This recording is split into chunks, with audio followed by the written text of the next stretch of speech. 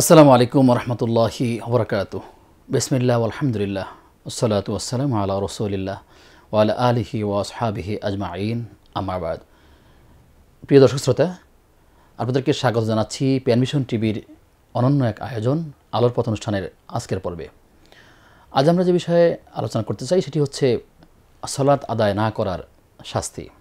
প্রিয় দর্শক, কুরআনুল কারীমে 85 জায়গার বেশি জায়গাতে বলা হয়েছে আকিমুস সালাহ ওয়া আতুজ যাকাহ, অর্থাৎ আল্লাহ তাআলার এই বিধানকে সালাত কায়েম করবার নির্দেশ করা হয়েছে। আমরা জানি যে ইসলামের যে 5টি ভিত্তি রয়েছে, রাসূল সাল্লাল্লাহু আলাইহি ওয়াসাল্লাম সে ব্যাপারে বলেছেন, বুনিয়াল ইসলামু আলা খামসিন শাহাদাতুল লা ইলাহা ইল্লাল্লাহ ওয়া ইকামিস সালাহ ওয়া ইতাইজ যাকাহ ওয়াল হাজ্জি ওয়া সাওমি রমাদান। অর্থাৎ এই ইসলামের যে 5টি মৌলিক বেনা রয়েছে তার একটা হচ্ছে সালাত আদায় করা। প্রথমটা ঈমানের পরই হচ্ছে সালাত আদায় করার চেষ্টা করা। সালাত আদায় করা আর সালাত আদায় না করা, এই দুই ব্যক্তির মধ্যে পার্থক্য হচ্ছে একজন ঈমানদার একজন কাফিরের পার্থক্য হলো এই সালাত। কীভাবে রাসূল সাল্লাল্লাহু আলাইহি ওয়াসাল্লাম বলছেন, মান সালাতা মুতাআম্মিদান ফাকাদ কাফারা, অর্থাৎ যে ব্যক্তি এই সালাতকে ছেড়ে দিল সে যেন কুফরি কাজ করলো।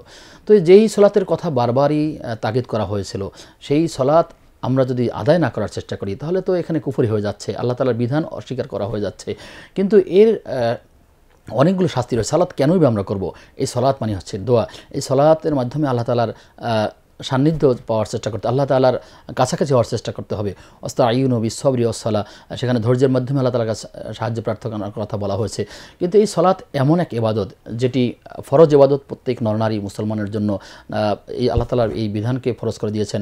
রাসূল সাল্লাল্লাহু আলাইহি ওয়াসাল্লাম বলেছেন, কোনো সন্তানের বয়স যখন 7 বছর হবে তখন যেন তার সন্তানকে সালাতের ট্রেনিং দেওয়া হয়। যখন সেই সন্তানের বয়স 10 বছর হবে, এরপরেও যদি সে সালাতকে ছেড়ে দেয়, সালাতকে যদি আদায় না করে, তাহলে তাকে মৃদু শাসনের কথাও বলা হয়েছে। তাহলে সালাত তো প্রাপ্তবয়স্ক মানুষের জন্য ছেড়ে দেওয়াটা হচ্ছে কবিরা গুনাহ, বড় রকমের গুনাহ। ইমাম যাহাবী রাহমাতুল্লাহি আলাইহি তিনি কিতাবুল কাবায়েরের মধ্যে 70-এর অধিক তিনি কবিরা গুনাহর কথা বলেছেন। তার মধ্যে অন্যতম এই গুনাহ হচ্ছে এই সালাত তরক করা, সালাতকে ছেড়ে দেওয়া, নিয়মিত আদায় না করার চেষ্টা করা। কিন্তু এই সালাত আল্লাহ তাআলার কাছে নিজেকে সঁপে দেওয়ার চেষ্টা করা, দৈনিক 5 ওয়াক্ত নামাজ একজন মুসলিম নরনারীর উপরে আদায় করা ফরজ করে দেওয়া হয়েছে। পুরুষের জন্য জামাতে গিয়ে নামাজ আদায় করার কথা বলা রয়েছে। কিন্তু সেই সালাত আমরা অনেক সময় অনেকে পড়তে পারি না। আমরা অনেকেই নানা অজুহাতে এই সালাতকে স্কিপ করার চেষ্টা করি, এবং আমরা আমাদের শয়তানের পক্ষ থেকে আমাদেরকে সবচেয়ে বড় যে বিষয়টি আমাদেরকে মনে করিয়ে দেয় বারবার, যে আজ পড়বো না, আমি আগামীকাল খেতে ভালো হয়ে যাব। এই যে আমি আগামীকাল ভালো হয়ে যাব, এটি হচ্ছে একটা ওয়াসওয়াসা, এটি হচ্ছে একটা ধোঁকা, এবং শয়তানের এই সিলেবাসের মধ্যে দিয়ে আমাদেরকে গাফেল করে রেখেছে। আমরা বিপদগামী হয়ে যাচ্ছি।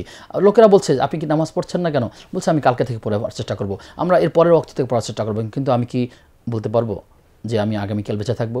আমি কি বলতে পারবো এই মুহূর্তের পরে আরেকটা মুহূর্ত বেঁচে থাকবো? কখনই সেটা আমরা জানি না, আমার ভবিষ্যৎ কেউ জানি না। তাহলে নামাজকে কেন ছেড়ে দেবো? যারা আল্লাহ তাআলা বারবারই নিষেধ করলেন, নির্দেশ দিলেন এই সালাত আদায় করবার জন্য। 5 ওয়াক্ত নামাজ আমাদেরকে, সালাত এমন এক ইবাদত যে ইবাদতের মাধ্যমে আল্লাহ তাআলার সান্নিধ্য করা যায়। যে ইবাদত আপনি সফরে থাকেন তখন আপনাকে সালাত আদায় করতে হবে, আপনি একা থাকেন সালাত আদায় করতে হবে, আপনি একাধিক লোক একসাথে থাকেন, একটা জামাতের সাথে থাকেন, সালাত আদায় করতে হবে, আপনি বিপদে পড়েছেন সালাত আদায় করতে হবে। কোনো মুহূর্তেই তো আপনাকে সালাত থেকে খারিজ হয়। যদি আপনার এমনকি যদি বলা হয় যে আমার পরিধেয় বস্ত্র এটি একটি নাপাকি আছে, তখন এটাকে পরিষ্কার করার সুযোগ থাকলে সেটা পরিষ্কার করার চেষ্টা করতে হবে। যদি সেটা নাও থাকে তাহলে কোন একটা মুদ্রা দিরহাম পর্যন্ত এক কাপড়ের একটি অংশ, সেটাকে পরিষ্কার করে নামাজ দাঁড়াতে হবে। কিন্তু কোনো অবস্থাতেই তো নামাজ ছাড়ার সুযোগ নেই। পানি না পেলে মাটি দ্বারা বা তাইমুম করে নামাজ আদায় করার চেষ্টা করতে হবে। নামাজ তো এটা কোনোভাবেই ছাড়ার সুযোগ নেই। সুতরাং সেই নামাজটা আমরা কেন ছেড়ে দিচ্ছি? রাসূল সাল্লাল্লাহু আলাইহি ওয়াসাল্লাম বলেছেন, এই নামাজি ব্যক্তি আর বেনামাজি ব্যক্তি যখন দুনিয়া থেকে বিদায় হয়ে যাবে, কবরে যাওয়ার সাথে সাথে তাকে ফেরেশতারা তার শাস্তি দিতে থাকবে, বড় বড় হামার দিয়ে তাকে এই কানে আঘাত করা হবে। আর এরকম নানা বিষয় শাস্তির কথাগুলো রয়েছে। প্রিয় দর্শক, আমরা অনেকেই বেমালুম ভুলিয়ে গেছি।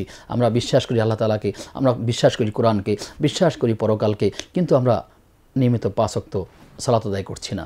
আপনাদের প্রতি আহ্বান থাকবে, আমরা অবশ্যই যেন 5 ওয়াক্ত নামাজ জামাতের সাথে আদায় করার চেষ্টা করি। পুরুষ যারা আছে অবশ্যই আমরা কোনো নামাজ যেন গাফেল না হয়। এই নামাজের মাধ্যমে আল্লাহ তাআলা রাসূল সাল্লাল্লাহু আলাইহি ওয়াসাল্লামকে আল্লাহ তাআলা মেরাজে নিয়ে গেছিলেন, তিনি সেখান থেকে এই নামাজ দিয়েছিলেন। যেই দিন থেকে নামাজ ফরজ হয়েছে সেই দিন থেকে জামাতের সাথে আদায় করা ফরজ হয়েছে।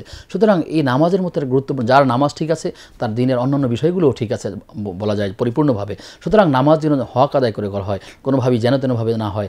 নামাজ আদায় না করলেও যেমন জাহান্নামের শাস্তি রয়েছে, জাহান্নামে যেতে হবে, ঠিক তেমনিভাবে আবার নামাজ যদি কেউ শৈথিল্যের সাথে নামাজে দাঁড়ায় তাহলে তার ব্যাপারেও শাস্তির কথা রয়েছে। সুতরাং আমরা যেন সেই নামাজের হকগুলো, কোনটা ফরজ, কোনটা ওয়াজিব, কোনটা সুন্নাহ, নামাজের আহকামগুলো জানার চেষ্টা করি। আর নামাজ কেনই পড়বো? আল্লাহ তাআলা আনুগত্য করার চেষ্টা করবো। এই সেজদার মধ্যে দিয়ে আল্লাহ তাআলার বিধানের কে আনুগত্য করার চেষ্টা করতে হবে। আমি আমার কপাল, আমি আমার এই কপাল এমন এক জিনিস যেটা আল্লাহ ছাড়া আর কারো কাছে সঁপে দেওয়া যায় না। সুতরাং সেই কপাল আল্লাহ তাআলার কাছে মাটিতে সেজদা দিয়ে অবনত হয়ে আমি স্বীকার করছি, আমি নাকে খত দিয়ে বলছি যে আল্লাহ তাআলা আমি তোমার গোলাম, আমি তোমার বান্দা, আল্লাহ তাআলা আমি তোমার সবসময়ের জন্য ইবাদত বন্দেগী করব এবং আমার কোনো কিছু নাই, বরং তুমি যা আমাকে করার সুযোগ দিবে সেটাই আমি করতে পারবো।